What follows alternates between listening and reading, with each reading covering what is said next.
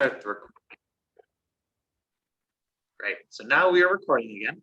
I'm going to go ahead and share my screen so we can go into DocuSign. Screen share. Great. So we're going to start off by going into Command to start our DocuSign. And we're going to go to agent.kw.com to access Command. I'm going to log in. Oops.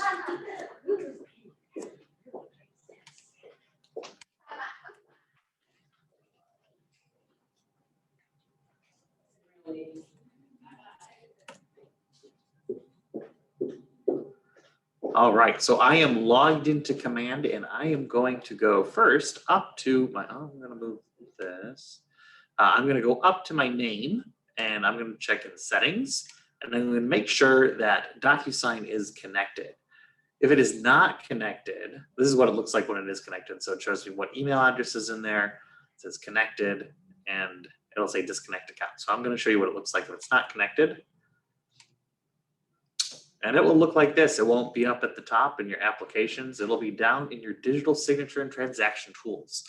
So if it's not in here, I'm going to click connect account. And if you don't have an account yet, you're going to send a registration email using this box to your email address. Charlie and Pamela, I believe you guys are probably already connected and set up. So these are just instructions for people who have not been through the process yet and they may want to watch this recording later. Yes, I am set up. Thank you. Perfect. So we have, you'll put in your first name, your last name, and your preferred email address. This is going to be the email address you're going to use for your business. So if it's your KW, you'll put your KW in there. If it's something else, you'll put that in there. If you already have an account though, you're going to log in here. And when I say already have an account, that means you've set it up using that registration email. If you have a previous DocuSign account, you would have to connect with either Scott Leroy to have that connected, or you'll have to disconnect everything from there to be able to connect it to KW. So it's easier just to create the account through that box. So I'm going to sign in.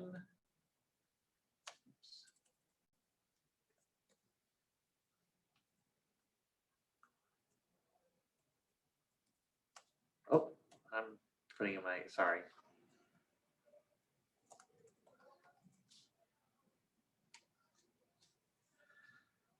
Okay. Ask me for a verification code. Sorry, give me one moment.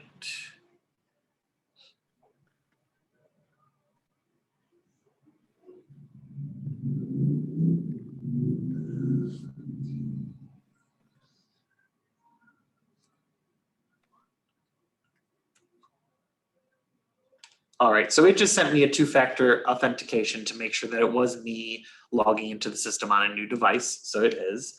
And I just logged in and now it's connected. So it shows that at the very top, it is connected. DocuSign connected. Perfect. So now we're going to go into a scenario where we need DocuSign. So that would be an opportunity. And I'm going to click on create an opportunity. I'm going to make an opportunity real fast.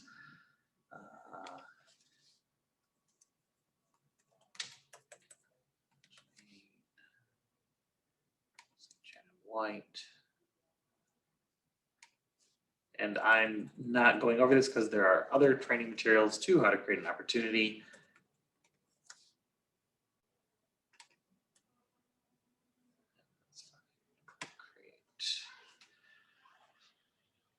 All right, so we are inside the Documents tab of a checklist, and I'm going to pick a checklist type. And now I'm going to click Start a Transaction. If I click Start a Transaction, it's going to send me to a room. But if I haven't selected a listing yet from here, so let's say it is in the MLS, so it's in the KWLS, and I can select it from there. Especially if it's a buyer's opportunity, I'll be able to select a property. So if I select from listings, my listings aren't going to show up, but I'm going to say all listings. And I'm just going to choose, I'm going to choose active. we'll say that we're doing this property right here. And I'll just click select and it assigns the property up here. So now when I click start a transaction, it creates the room inside of DocuSign for me.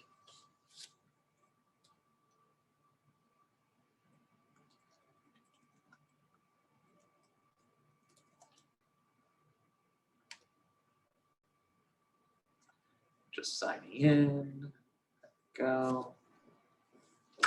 It created the room with the name that I had in the name for my opportunity. And if I click on details, it brought in the details of the property I selected from the select listings. So it gives me information on the listing date, all this fun stuff, the contract amount. And then if I have to edit anything, so if I want more details in here, and you want as many details as you can get, because this is what is going to autofill a lot of your contracts. So if I click on the edit button, it will make these boxes active. So let's say I need to add unit 223. It pulled in my seller contact information over here on the side. And if they had a co-lister, it'd pull in the co-lister information here on the second one, seller 2. So we're still working on getting contracts in here. So we need a listing agreement first. So I'm filling in all the information I have. We'll say it's the original listing amount. There's no offer or any of that information yet. None of that yet. All right, so for now, we're gonna have as much information as we can get in there. And I'm gonna click save at the bottom. When I click into documents, it will be empty. And now I'm gonna click the add button. I'm gonna go down to either computer, DocuSign forms, or maybe I have forms saved in here. Most likely you're gonna go into DocuSign forms. And this is where you're gonna pull your contracts and addendums, listing agreements, all that type of paperwork from the forms. So right now your groups are gonna look a little different because this is the group for Keller Williams Realty Gold. But it works in the same function. So let's say you would have a residential listing package, I believe. I'm gonna save that too, show more. Where is my,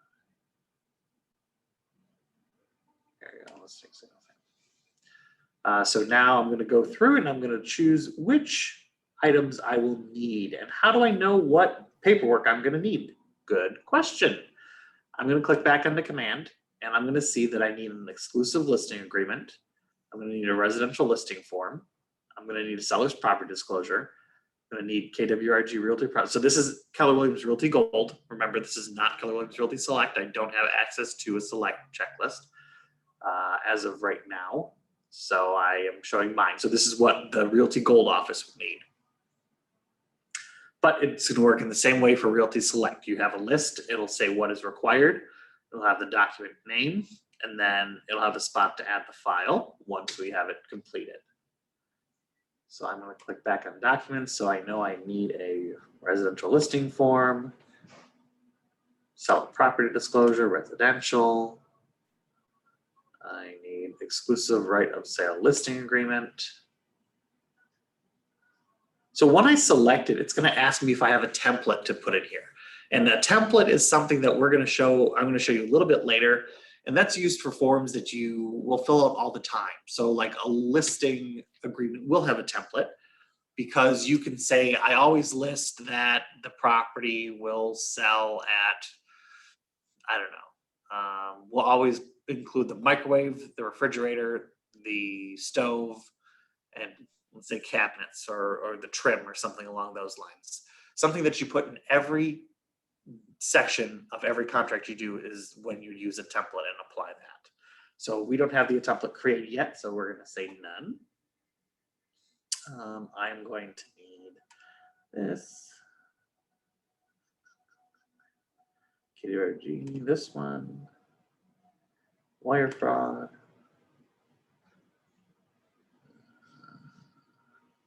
That's it. And now, once I have everything that I want from this group, I'm going to click Add Selected.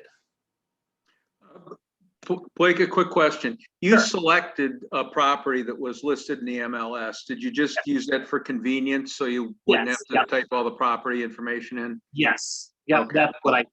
So if you're doing a listing and you don't have that listing agreement yet, it's not going to be in the MLS. You will have to type it out. And then if you're doing a buyer's side, so a buyer's opportunity, they will have it listed in the MLS already, and you can go in and select that, and it'll fill in the information. Okay. So let's see here. So now I need to add information into my into my listing agreement. So I'm going to click on the listing agreement. It's going to open up.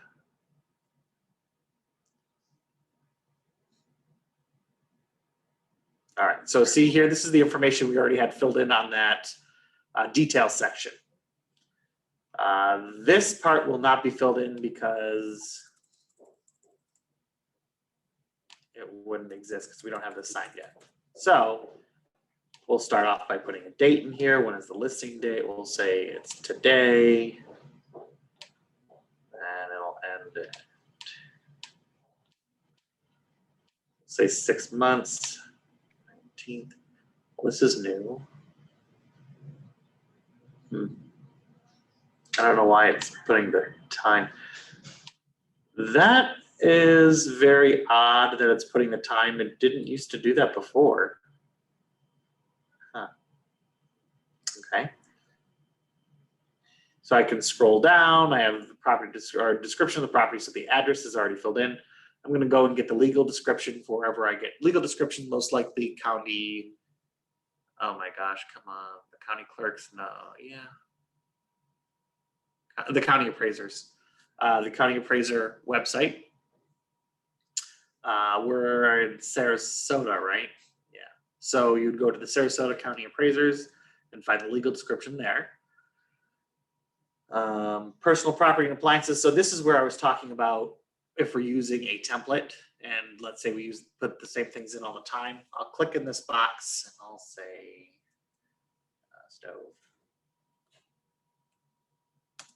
fridge, AC, fans, toilets, whatever personal property that may be included. Some agents do, some agents don't, because it's, you know, whatever's attached is not considered personal property. I don't know. Some people put things in here even though they are attached. I'm just putting an example down. Occupancy, is it or is it currently not occupied? It is not.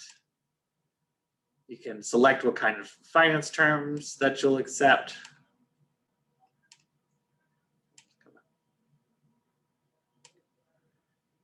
And so on and so forth. So you go through filling everything out. I'm not going to go through on how to fill out a contract. That is not something I'm really qualified to do. That would be a Susie South question. Let's see. So I'm just going to go through and finish. Oh my goodness, I'm clicking on the wrong side.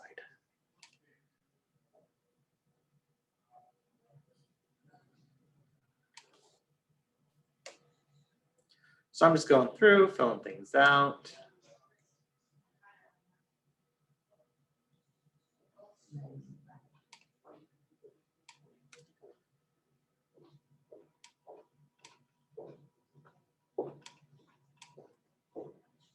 All right. So that has all been filled out, and I'm going to click Save and Close now. If you choose a document that has a lot of information that you want that needs to be filled out, you could fill that out, and then all that information that you've filled in will transfer to other documents as well. So it kind of works like autofill, but a more in-depth. So if I were to open up the residential listing form, now this is the 13-page form that you would fill out and then put into the MLS. Give it a second here, loading. Come on.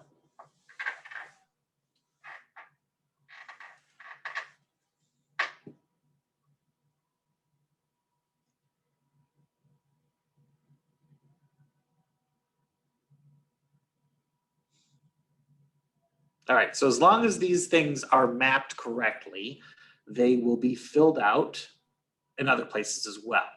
So, for example, this street name and address did not get filled in correctly, so you have to go and fill this out all the way through till page 13. But the more information you put in, the more that could possibly transfer to other forms. So think about that. For today's examples, we're only going to be using 3 documents. That'll be the residential listing agreement, come on. Sorry, it's taking forever. The KWR, real property information, and the wire fraud. So here is the real property information. This is for the Keller Williams Realty Gold. The Keller Williams Realty Select has a different version, and that is inside of your groups. So here it says my information is already filled out that I need to have filled out. Perfect. I don't have to fill anything else out. I'll click save and close.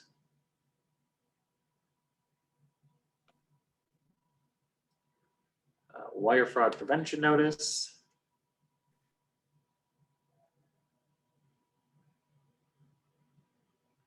So it fills in the brokerage name, buyer, seller, perfect. So most of this has already been filled out for me because I put in that information in autofill, or I have filled it into the largest form that has mapped data. And those boxes are all mapped data.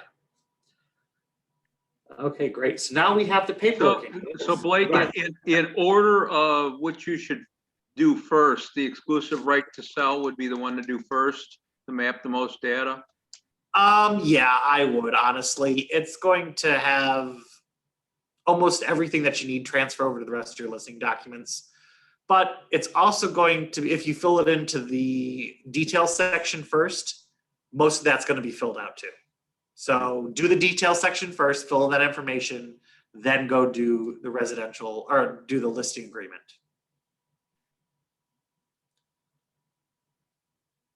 And that should fill almost everything in. Okay. Yep.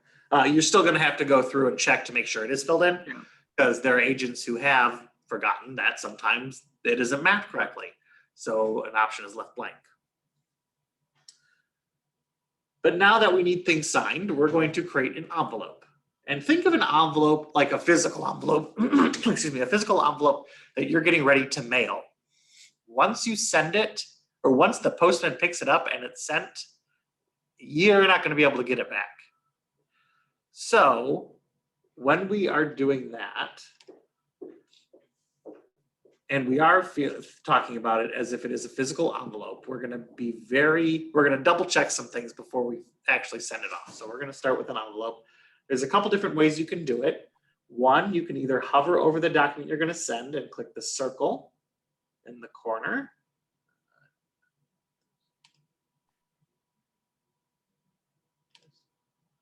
And then you'll click up here. It'll say create envelope. Or you'll click on envelopes up here and click new. And then it'll create an envelope. So we're going to name this. I'm going to call this listing docs because all of my listing docs are in one envelope. And I'm the only one that's going to see the name of this envelope. So as long as you have a system that you're able to keep track of, you can name this whatever you like to. I like to call whatever group that it's in. So listing documents are listing docs. Contract documents are contract docs, things like that. So I give it a name, and I'm going to come down to room docs now, and I'm going to choose the things that are going to get signed. And we are going to get the exclusive right of sale, and real property information, and wire fraud. And I'm going to click add selected. So once these are in here, I can now move the order around if I want. Let's say I want wire fraud first. So I'm going to click and move this all the way to the front. And then I'll keep the exclusive right of list sale listing in here, and I'll keep my KWRG here, or I'll move it around. Whatever I'm feeling, whatever order I think is best for my clients to sign it. In reality, I'm going to have them sign that listing agreement first. So I'm going to bring that to the very front. After that, I don't care what order it's signed in. Now I'm going to come down to add recipient. And once I click that, I have 3 different options. I have pre-tagged roles, room participants, and email addresses. We're going to choose pre-tagged roles because that's going to auto-fill, or not auto-fill, it's going to auto-drag all of our initials and signatures in spots where they need to be. So it's going to be a lot easier if we're using the pre-tagged roles. Room participant, this is anybody that's within the room, and the only people that should be in the room are you and your client. Don't invite anybody else into the room. You don't need to invite your clients into the room because they're automatically put in there once you've added them inside of command and click that go to transaction, and adds them into the room with their email address. And then email address, it's going to be a blank with a name, and then you can put an email address in there.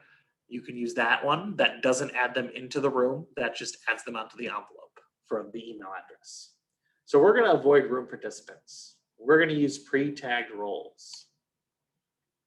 And that's going to ask me who is seller 1, who seller 2 is, who the listing agent is, and who the listing broker is. Seller 1, so I only have 1 seller. I'm going to select that. And that's going to be Janet White. And then the listing agent is myself, and I'll select that. And I'm going to go into the drop down and I'll select my name. So there are 2 things for me, and it doesn't matter which one I choose. So I'm going to just choose that one. And okay, it didn't, sorry, it clicked off.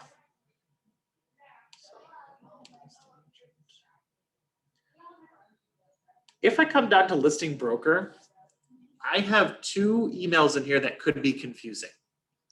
The KW admin DS-service, if you send things to here, it's going to go into the black hole and never be seen again.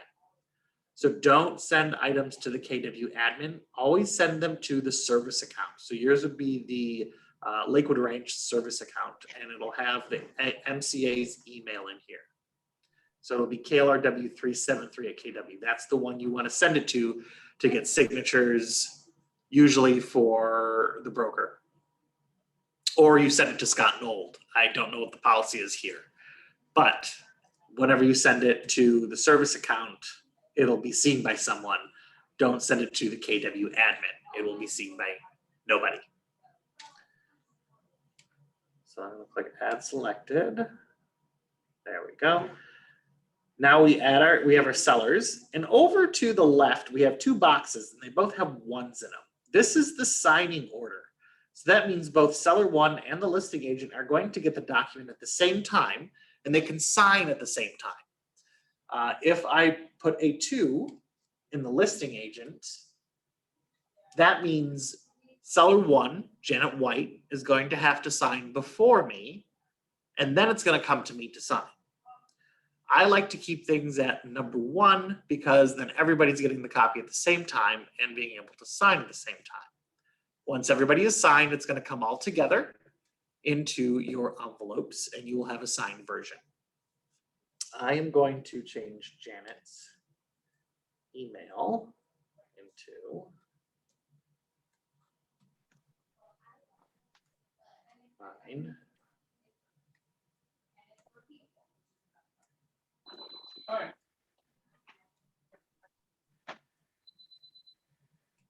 Okay. I just changed the email because of demonstration purposes. I don't want going to a possible Janet White at yahoo.com. I don't know if that's a real person or what. If I come over to the right, I'm going to have a different different sections here that they can choose from, or that you can choose from, that they're going to need. So if they need to sign, we're going to leave it as needs to sign. Or they may just need to view it. They could receive a copy. or they could specify recipient. And when I say they, I'm meaning you. You could put this in here. So specify recipient, it just creates another box to add another person in here. I'm going to get rid of that. Receives a copy means they're just going to get a copy of the signed version. And then needs to view means they just need to see it. So once it's opened in their end, it counts as them viewing it. And then needs to sign, which it will most likely be. So what you could do potentially is if this is an offer being sent by you, you could have your buyer as the first one. So they'd be number one. And then you, as their agent, will receive a copy. And you could send it directly to the listing agent as soon as it is signed as well by adding them as a number 3 in the signing order and receives a copy. So they would receive a PDF version of the signed offer or the signed offer.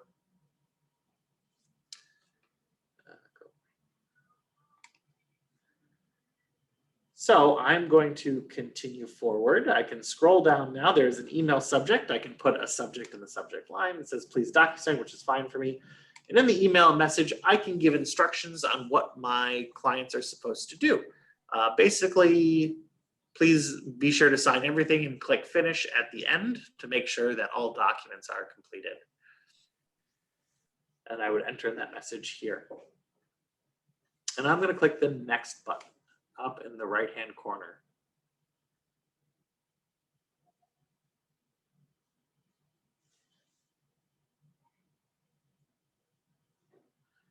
Once I get in here, this is going to be an area where I can add signatures, initials, date signed, maybe names, email, company, title, all this fun stuff. I can add additional things into the contract that is here. So we're going to scroll through to make sure all of the spots are filled in where they're supposed to be. So I have a initial for the seller, initial for the agent, initial for the seller. Let's say that you don't want this one to be initialed. So I'm going to click on this, and over on the right-hand side, it's going to say who the recipient is. I can either choose to change it to somebody else, or I can uncheck it as required, and now becomes an optional place to be signed. So we don't have to have it signed.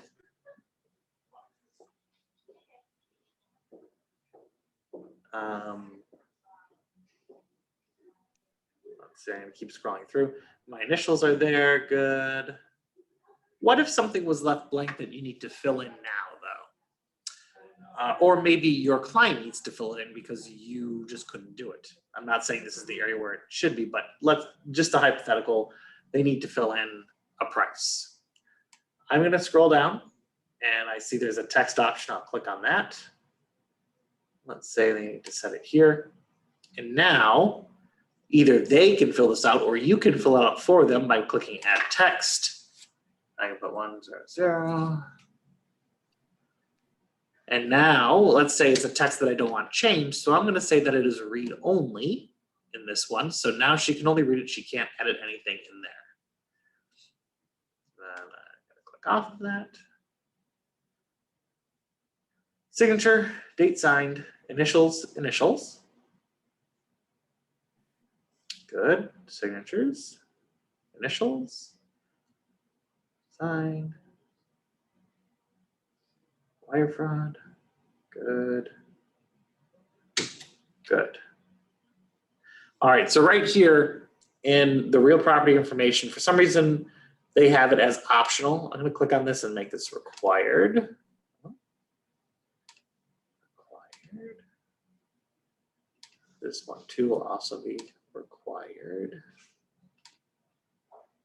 And then I'm gonna click send, and it is going to send it to the email that was provided for your client and for yourself. So in yours, it's going to look like this. It'll say waiting for others.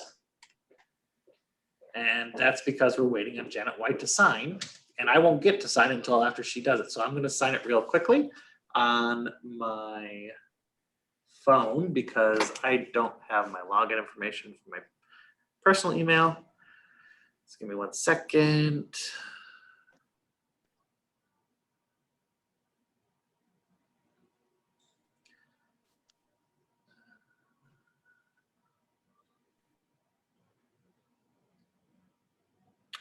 Go. Should only take a moment. It's going to look like on their phone, if they receive it, it's going to look like this. So it'll have the blue DocuSign and the message in here and what documents are being sent. And I'm going to review documents.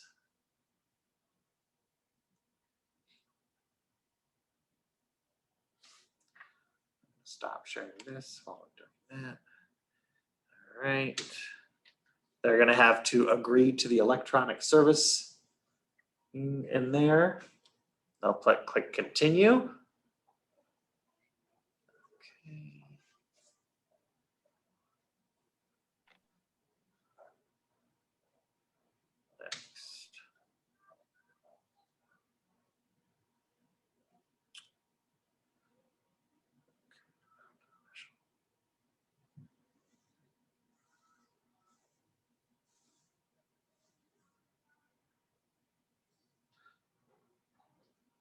Next. Next.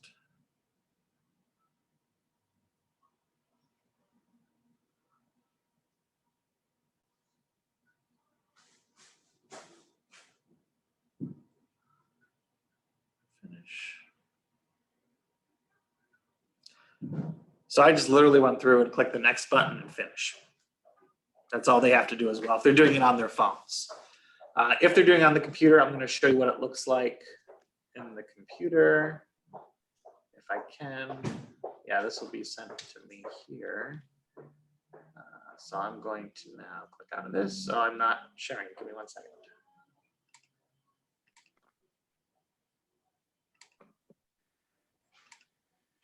All right, so we're in the envelope still. I'm going to close out of it because it needs my signature now. So I'll click on this. I'll click sign. And this is what your client will also see once they click through the email to get here. It'll look just like this. Continue. Click start. Initial, initial, initial, initial, initial, sign, sign, finish.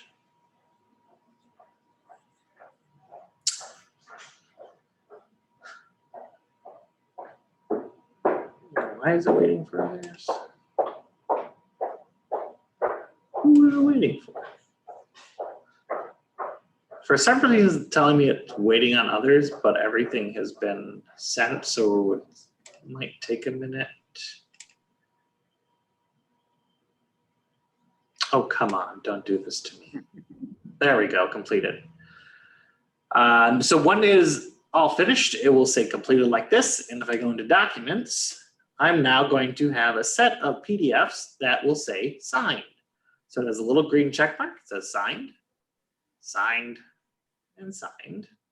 What I like to do is I like to create a folder by going to actions, and I'll say add folder, and I'm going to call this signed so I can separate them. I'll click create. So now I can drag all my signed into this folder.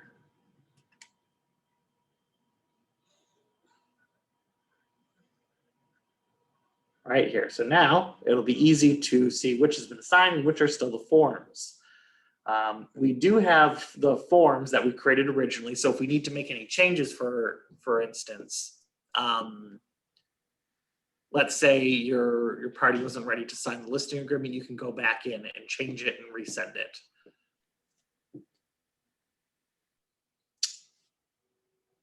So now let's talk about archiving a little bit. We have a certification here to prove that this was signed and which IP it was from. So I'm going to hover over it. And I'm going to archive this. I'm going to click on the little circle in the corner, and there's going to be options up here. I can either copy, move, email, create an envelope, download, archive, unarchive, or delete. Because this is a PDF and hasn't been signed, I can delete it. But if I click on this, I shouldn't be able to delete this. We're going to leave that alone because that's a new option to delete things. Don't do that either. So I'm going to just archive it because I want to keep the record still. So archive that. And now it's been hidden in the archive. If I want to see that archived document again, I can scroll to the top where it says Document Finder and go to Active Documents, switch it to All Documents, and here it is. And it says it's archived. And I can always unarchive if I don't want to. So that's how you get signatures. If we click on People, we'll see in here that I already have the admin that doesn't really work. The service account, which is the room owner. We want to use this if we have to get any signatures from the admins or things like that. As far as I understand, I don't know how it works here in this office yet. And then we have myself in here. So you can invite fellow agents that are working on this transaction with you to either add documents or edit things. I don't highly recommend it. I would just say, don't invite anybody into this room. Work with it through envelopes instead. And that's more of like a security feature. So if you're sending it in envelopes, it just converts it into a PDF, and then they have to actually go through and do the work to correct it. So I would leave that. Don't invite them into the room. That's basically what I'm saying. But if I were to invite somebody, click at the invite. It's going to ask me who with the email, first name, and then the transaction side. Always keep it to your side if you are inviting somebody. So let's say it's the list side.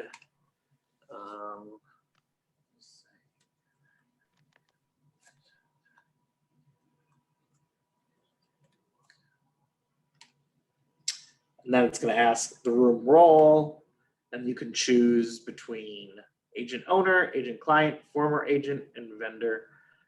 We would choose agent owner, and then we're going to click view permissions, and we can set which permissions they can have. So they've none in role settings. In the room, they could create rooms, don't want that, export rooms history, add users to rooms, submit rooms for review, review and close rooms, and reopen rooms, don't want that. Room details, they can view rooms and edit rooms, documents and forms. So they can add documents to rooms, automatically share documents, automatically add all peers, add documents, delete documents, don't want that, and share form access.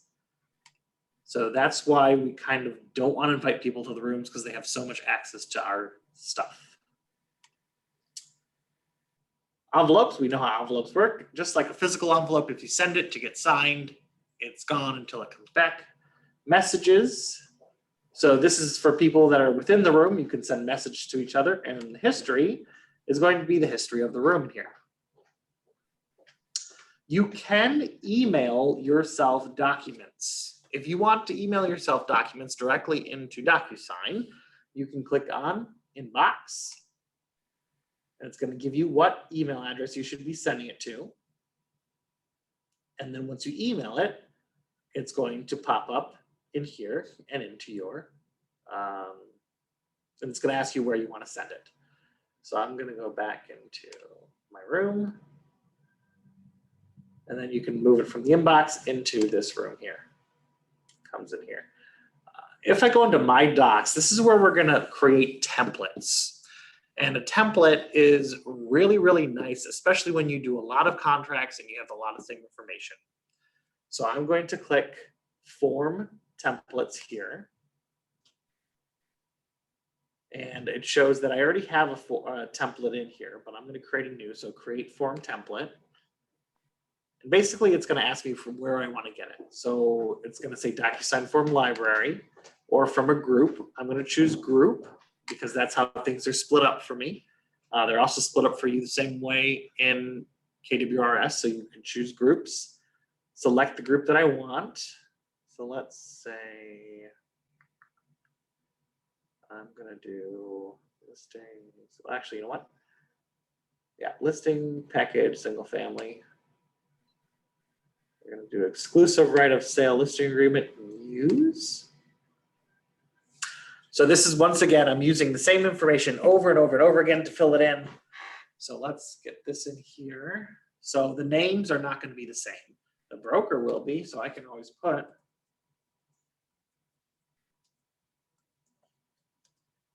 let's just say, so you put Keller Williams Realty Select.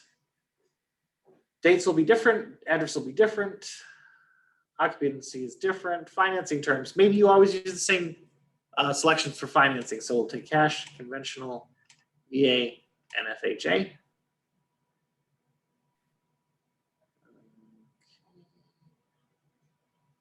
We'll always use a lockbox.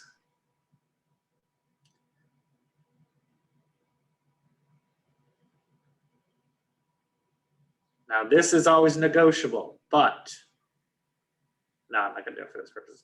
So this is 180.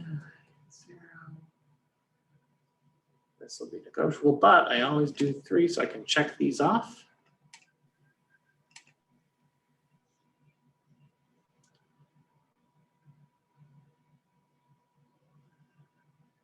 Conditional.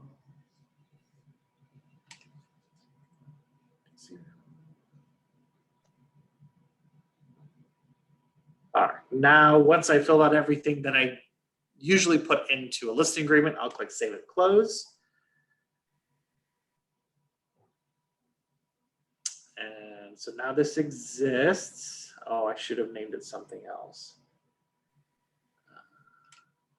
Call it. So I'm renaming this so I can tell the difference.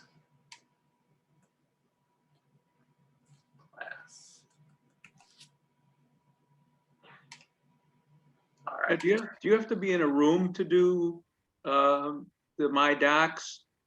No, you don't. You can just be in the dashboard and then switch over to My Docs. Okay. Yeah, so these 4 up here are always independent of whatever you're in. So you can always go back by clicking the dashboard, rooms, or inbox, or My Docs. So now I've created the template. I'm going to go, we'll just go back to the dashboard here to go back into that room. This is it here.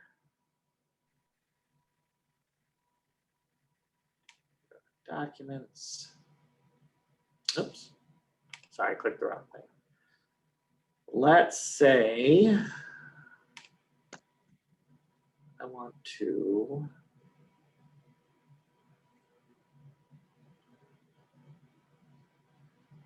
I don't want that. I'm actually going to create a new room. I'll show you. So go to rooms, new. Now, if you create a room outside of command, so what I'm doing right now, it will not link to any other opportunity that you create. So always create your room through your opportunity.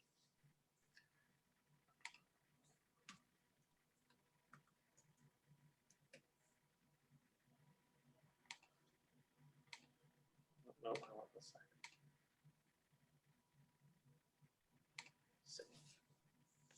All right, so I'm going in and I have no information loaded in other than a name for this room. I'm gonna click on Documents, click Add, DocuSign Forms.